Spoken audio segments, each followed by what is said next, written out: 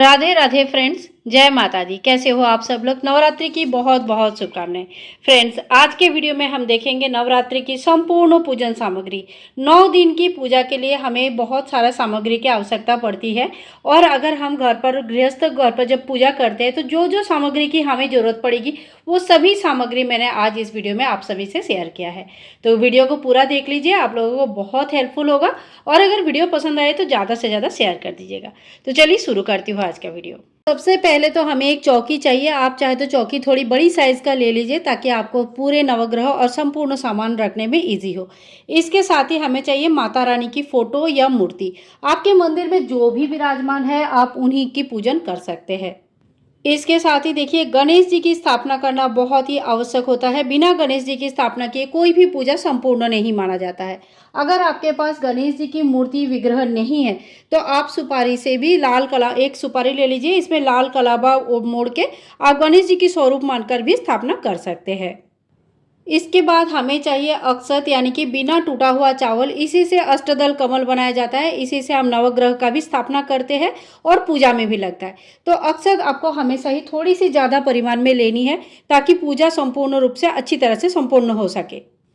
इसके बाद देखिए, नवरात्रि में कलश स्थापना करना बहुत ही ज़्यादा शुभ माना जाता है। कलश स्थापना करने के लिए यहाँ पे मैंने एक कलश ले लिया और थोड़ी सी बड़ी साइज़ का आप ले सकते हैं।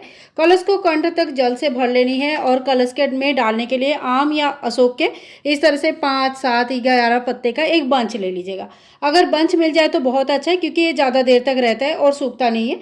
और अगर सिंगल सिंगल पत्ते हैं तो ये सूखने का डर रहता है। इसके साथ ही देखिए, जल में डालने के लिए कुछ चीज़ें हमें चाहिए, जैसे हल्दी के गांठ, एक सुपारी, 2 लौंग, लौंग ऐसे फूल वाले होनी चाहिए, इसमें फूल होना चाहिए, एक इलायची, 1 रुपया का कॉइन।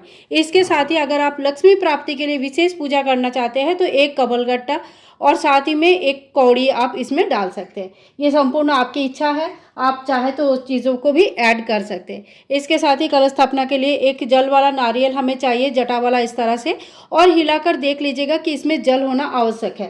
जब भी आप नारियल लेंगे उसको हिलाकर जल है कि नहीं है ये चीज़ें देख लीजिएगा। इसके साथ देखिए, नवरात्रि की पूजा में अखंड दिया का स्थापना जरूर किया जाता है। अगर आप अखंड दिया की स्थापना करना चाहते हैं तो देखिए, यहाँ पे लंबी बाती एक बनाना होता है। आप रुई का या कलावा का बना सकते हैं। ये बाती कैसे बनाना होता है इसके वीडियो ऑलरेडी चैनल पर है, आप चाहे तो इस वीडियो को एक बार चेक कर सकते हैं। जब भी हम अखंड दिया जलाते हैं तो बात जो दिया हम लेते हैं इसकी साइज़ थोड़ी सी बड़ी होनी चाहिए, क्योंकि छोटे दिया में बार बार तेल खत्म होता है और फिर इसको मेंटेन करना थोड़ा मुश्किल हो जाता है। और देखिए, इस तरह का कांच मिलता है। इस तरह का कांच अगर मिल जाएगा तो बहुत अच्छा है, क्योंकि 9 दिन तक फिर हवा लगने से भी दिया को कोई दिक्कत नहीं होती है। और देखिए, दिया प्रज्वलित करने के लिए तिल तेल ले सकते हैं या आप चाहे तो घी भी ले सकते हैं। लेकिन जो चीज़ से दिया प्रज्वलित होगी वही चीज़ कंटिन्यू होगा, यानी कि अगर तेल का दिया जलाए तो तेल का ही रहेगा, और अगर घी का जलाया है तो 9 दिन तक घी का ही दिया जलाना होगा। तो उस हिसाब से आप तेल ले लीजिए। मोटा मोटी ये मान के चलिए 1.5 से 2 लीटर तेल हमें दिया जलाने के लिए लग जाता है। इसके बाद देखिए, नवग्रह का स्थापना इस समय जरूर किया जाता है। अगर आपके पास इस तरह का चौकी है जिसमें नवग्रह बना हुआ है तो आप उनकी स्थापना कर सकते हैं। ये बहुत ही शुभ होता है। नवग्रह को शांत करने के लिए भी बहुत आवश्यक है। अगर संभव है तो जरूर कीजिएगा। और अगर आपके पास ऐसी चौकी नहीं है तो आप चावल का 9 ढेरी बना लीजिए और उसके ऊपर एक एक सुपारी रख के फिर नवग्रह का स्थापना कर सकते हैं। तो देखिए, कम से कम 1 डजन सुपारी आप ले लीजिए। नवग्रह के लिए 9 सुपारी चाहिए होगा। फिर कलश स्थापना में सुपारी चाहिए। अगर गणेश जी नहीं है तो गणेश जी के लिए भी आपको सुपारी चाहिए होगा। तो थोड़ी सी 1 डजन सुपारी कम से कम हमें चाहिए रहेगा। माता रानी को डेली सिंदूर चढ़ाया जाता है और जब भी माता रानी की कोई भी पूजा होता है, माँ पार्वती, माँ दुर्गा की, तो उनसे सुहाग उनको चढ़ाया भी जाता है, उनसे सुहाग लिया भी जाता है। इसके लिए देखिए, हमें इस तरह का सिंदूर का डब्बी जरूर रखनी चाहिए। चौकी में रखा रहेगा। हर दिन माता को इससे सिंदूर चढ़ानी है। हर दिन आपको सिंदूर यहाँ से लेनी है। 3 भोग का व्यवस्था आप डेली करके रखिए। एक देखिए, हरा इलायची जो है इस छोटे छोटे डब्बे में भर के रख लीजिए 9 दिन के लिए। कहीं यहाँ वहाँ रहेगा, भूल जाएंगे, एक साथ रख लीजिए, बहुत ही हेल्पफुल होता है। ये अगर आप डेली भोग चढ़ाते हैं तो उसके लिए भी चाहिए और साथ में अगर हवन करते हैं तो उसके लिए भी चाहिए। इसके साथ ही थोड़ी सी हम मिश्री या बतासा, दोनों में से कोई एक चीज़ रख लीजिएगा, और फूल वाले जो लौंग होता है वो भी रख लीजिएगा। ठीक है, ये 3 भोग हमें जरूर रखनी है। इसके अलावा देखिए, सुबह सुबह जब हम भोग चढ़ाते हैं तो यहाँ पे ड्राई फ्रूट्स के भोग चढ़ा सकते हैं और बतासा की भोग बहुत ज़रूरी होती है। साथ में शहद हम रख लेंगे, ड्राई फ्रूट्स यहाँ पे पंचमेवा का भोग आप चढ़ा सकते हैं, ये भी रख सकते हैं। 1 लोटा जल रख लेंगे और इसके साथ ही देखिए एक माता रानी को विशेष भोग चढ़ाया जाता है, वो मैं आप लोगों को दिखा देती हूँ। एक पान के पत्ते में 1 लौंग, इलायची, 2 लौंग, 1 सुपारी और 1 बतासा, ये भोग रख के आप डेली माता को चढ़ाइए। और यहीं से अगर हवन करते हैं तो यहीं से ये पान जो है ना हवन में आप डाल सकते हैं। तो ये कहते हैं कि माता रानी को डायरेक्ट चढ़ जाता है। तो अगर संभव है तो डेली चढ़ाइए, अगर संभव नहीं है तो आप पहले दिन चढ़ाइए और फिर सप्तमी या अष्टमी के दिन चढ़ा सकते हैं। साथ ही में देखिए फल का भोग तो चढ़ता ही है, कोई भी पूजा के लिए हमें फल का व्यवस्था जरूर करनी चाहिए। आप प्रतिदिन 1-1 फल का भोग चढ़ा सकते हैं। और अगर आप ज्वारे उगाना चाहते हैं तो देखिए ज्वारे के लिए इस तरह का मिट्टी की पात्र रहता है। तो ये पात्र आपको इस समय कहीं पे भी मिल जाएगा, कोई भी दुकान में भी रख लेंगे, पूजा के दुकान में तो पक्का मिल जाएगा। इसके साथ ही हमें जौ लेनी है। कहीं कहीं पे जौ के ज्वारे उगाए जाते हैं और कहीं कहीं पे गेहूँ के। आपके यहाँ पे जो भी उगाया जाता है तो उसके ज्वारे आप उगा सकते हैं। इसमें क्लीन मिट्टी जो एकदम साफ़ सुथरा मिट्टी से भर लेनी है और ये ज्वारे को 1 दिन पहले भिगो के रखिएगा। अगले दिन अच्छे ज्वारे आते हैं तो भिगो के रख के फिर हमें ज्वारे उगाना है। ज्वारे कैसे उगाते हैं, पूजा कैसे करते हैं, अखंड दीपदान कैसे करते हैं, कलश स्थापना कैसे करते हैं, डेली की पूजन, प्रथम दिन की स्थापना, ये सभी वीडियोस आपको चैनल पर मिल जाएगा। तो चैनल के साथ जुड़े रहिएगा, आपको सारी इन्फॉर्मेशन मिलती रहेगी। इसके साथ ही देखिए माता रानी को 16 श्रृंगार चढ़ाया जाता है। तो आप इस तरह से 16 श्रृंगार ले लीजिए, पहले दिन, सप्तमी या अष्टमी, 3 दिन में से कोई भी दिन आप चढ़ा सकते हैं। इसमें से 1-2 सामान आप अपने लिए यूज़ कर सकते हैं और बाकी जो है दान करना होता है। इसके साथ ही देखिए एक धूप और दीप करने के लिए अलग से एक धूप बत्ती और एक बत्ती और एक दिया आप ले लीजिएगा। इसमें क्या होता है, ये इसको हम डेली धोते हैं, सुबह शाम दिया जलाते हैं, आरती करते हैं, शाम को फिर दिया जलाने के बाद जब शांत हो जाता है तो हम इनको धो देते हैं और फिर सुबेरे दोबारा इनसे दिया जलाते हैं। जो अखंड दिया है उनको हिलाया नहीं जाता है, इसीलिए डेली धूप दीप के लिए अलग से एक दिया हमें लेनी होती है। ठीक है, तो ये बात याद रखिएगा। और हाँ, साथ में देखिए गुड़ का भोग जड़ता है और गुड़ का भोग ना आप गुड़ थोड़ा सा अलग से रख लीजिएगा। मीठा का भोग चढ़ाना बहुत ज़्यादा मतलब अच्छा रहता है, तो आप गुड़ थोड़ा सा जरूर लेके रखिएगा गुड़ का भोग चढ़ाने के लिए।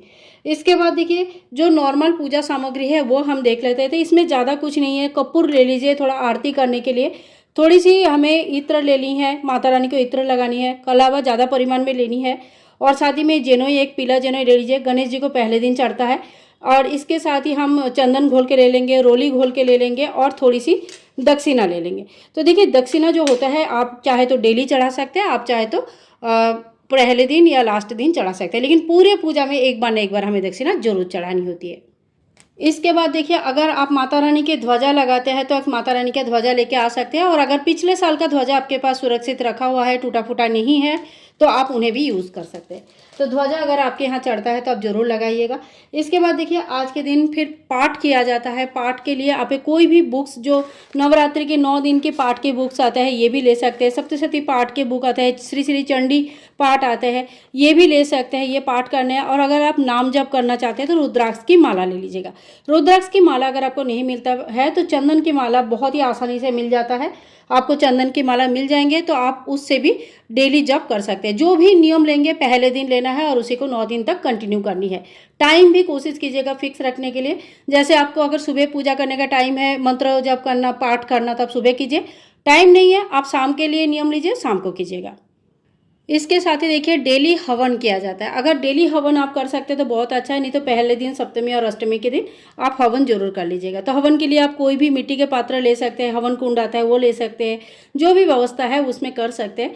और साथ ही में गाय के गोबर के बना हुआ उपला हमें लेनी है।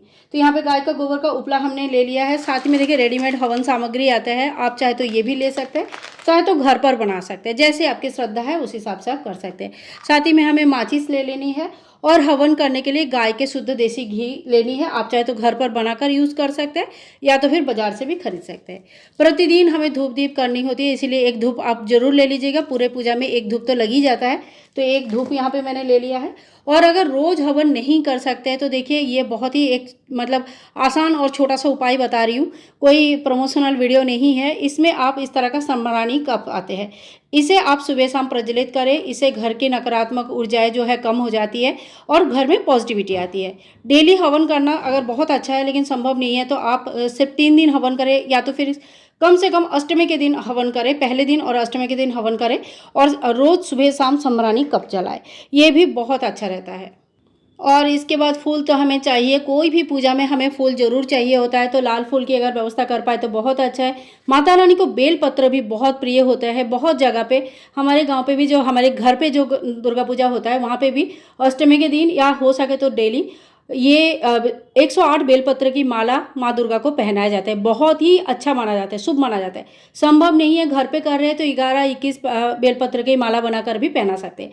अगर वो भी नहीं है तो कम से कम एक बेलपत्र हमें माँ को जरूर चढ़ानी चाहिए। इसके साथ ही देखिए, गणेश जी के लिए दुर्वा घास लेनी है, फूल लेना है, और ये रेगुलर बेसिस में चेंज होता है, यानी कि एक दिन पहले दिन चढ़ा दिया तो वो 9 दिन तक नहीं रहेगा, हर रोज़ हमें चेंज करनी है। तो जो भी माला फूल हम चढ़ाएंगे वो डेली हम बेसिस पे चेंज होता रहता है, ठीक है। सो फ्रेंड्स, ये वो संपूर्ण सामग्री है जो हमें नवरात्रि की पूजा के लिए चाहिए होगा। घर पर गृहस्थ की पूजा के लिए इतनी सामग्री बहुत होता है जिससे हम बहुत अच्छी तरह से घर की जो पूजा है वो कर सकते हैं। इसके अलावा देखिए, आप सिर्फ एक दिया जलाकर भी पूजन कर सकते हैं या ब्राह्मण भोजन कराकर कितनी भी बड़े लेवल पे पूजन कर सकते हैं। कैसे पूजा करने हैं और कितने बड़े पूजा करना है, ये बिल्कुल आपके सामर्थ्य के लिए और आपकी इच्छा के ऊपर डिपेंड करता है। फ्रेंड्स, आज के वीडियो अगर आप लोगों के लिए थोड़ी भी हेल्पफुल है, थोड़ा सा भी अच्छा लगा है, तो ज़्यादा से ज़्यादा शेयर कीजिएगा और चैनल को सब्सक्राइब करके रखिएगा। मिलूंगी नेक्स्ट वीडियो में, तब तक के लिए जय माता दी। नवरात्रि की बहुत बहुत शुभकामनाएं। हरे कृष्णा, राधे राधे।